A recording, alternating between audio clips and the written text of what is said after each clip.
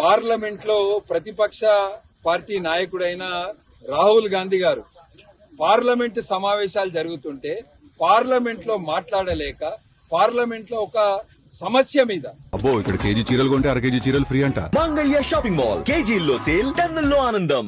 పెద్ద సమస్య అయితే మీరు ప్రతిపక్ష పార్టీ నాయకులు, మీకు రాజ్యాంగం ఆ హక్కు కలిగించింది. ఇవాళ డాక్టర్ బాబాసాహెబ్ అంబేద్కర్ అన్న గౌరవం లేదు, అంబేద్కర్ గారు రచించిన రాజ్యాంగం అంటే గౌరవం.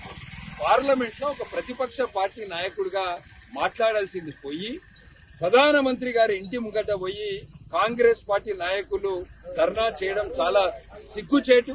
ఎందుకంటే భారతదేశ చరిత్రలో ఇంతకుముందు ఎన్నడూ కూడా ప్రధానమంత్రి గారి ఇంటి ముంగట ప్రతిపక్ష పార్టీ నాయకుడు ధర్నా చేయలేదు. ఎందుకంటే ప్రతిపక్ష పార్టీ నాయకుడికి మాట్లాడడానికి పార్లమెంట్ ఉంది.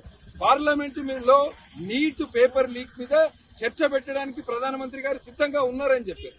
కానీ ఒక చిల్లర నాయకుల్లాగా చిల్లరగాని లెక్క పోయి అక్కడ ప్రధానమంత్రి గారి ఇంటి ముంగట ధర్నా చేపట్టడం చాలా బాధాకరమైన విషయము.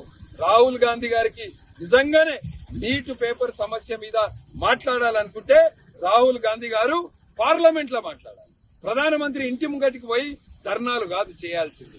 ఇది కేవలం ఒక యాంటీ నేషనల్ ఫోర్సెస్ అందరు కలిసి వేస్తున్న డ్రామా తప్పించి దీంట్లో నిజమైన వాస్తవాలు ఏవి లేవు. ఇప్పటికే నీటికి సంబంధించి సిబిఐ ఎంక్వైరీ జరుగుతుంది.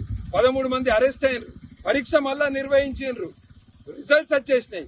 కానీ కొన్ని యాంటీ నేషనల్ ఫోర్సెస్ అన్ని కలిసి కొత్త డ్రామాను పెట్టారు.